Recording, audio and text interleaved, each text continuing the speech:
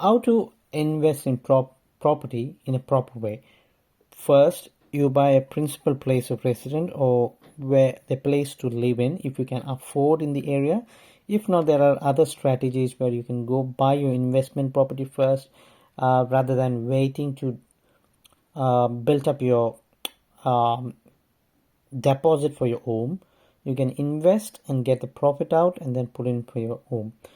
In this scenario, I assume that you have enough deposit to buy your first home, or called as principal place of residence.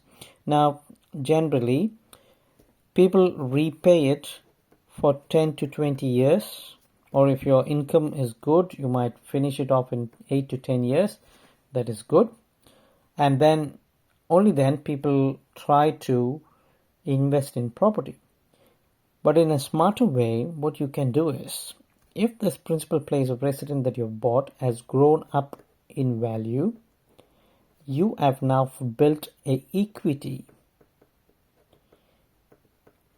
Equity is nothing but the difference between the loan you owe minus the value of the house that you go at the moment.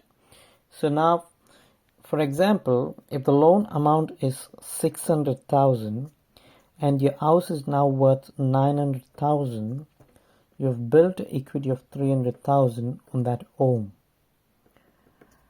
So the bank would give you 80% of that equity so that you can release it, and that's equal to 240k you can release from this principal place of residence, and this can be used as a deposit for first investment. Now, you have to be careful when you invest in an investment. It's not more about emotional of how the house looks, whether it should be red color brick, brown color brick, whether it should have a good garden. Investment is all about numbers. So when you're investing in an investment, make sure you don't put in money to buy a property in the same location as your principal place of residence. Why is it?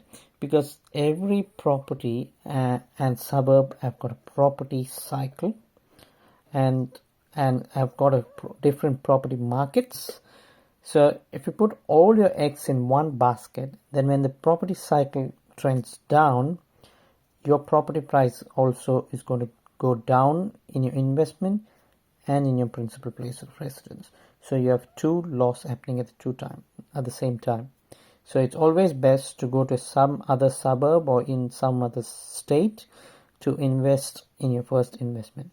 Now, you buy in a very good location. That's very important, where the property prices are yet to move up. Don't go buy when it is at the peak, because you will be losing a lot of money. Now, your first investment property, you bought it in a very good location.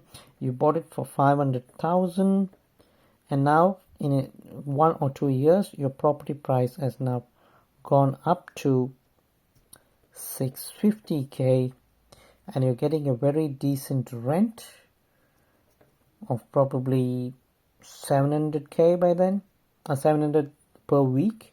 700 I wish 700 per week. Now you've built an equity of 150 again, which the bank is going to happily give you 80% of it, which is around 120, and this can become the deposit for your second investment property. So generally, your principal place of residence is going to be principal and interest loan, and your investment properties are going to be interest only, because the more interest you're paying, you're getting tax benefits out of your income tax. You will get the refund, and the extra amount that you're conserving by not paying the principal, it will be put into the your principal place of residence as an offset account. So your extra money is sitting in a separate offset account, which will offset the interest of your loan. So this is generally how you build your portfolio. If you do the traditional way of waiting for 10 to 20 years to repay and then come for investment, by that time this property that you bought for 500, for example, would have quadrupled and become a million or 2 million in value.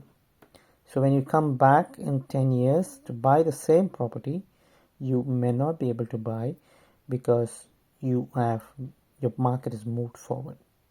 All right, hope this helps you, and think about property investment in a proper, smart, investor savvy way of thinking, not the traditional way. Thank you. Bye.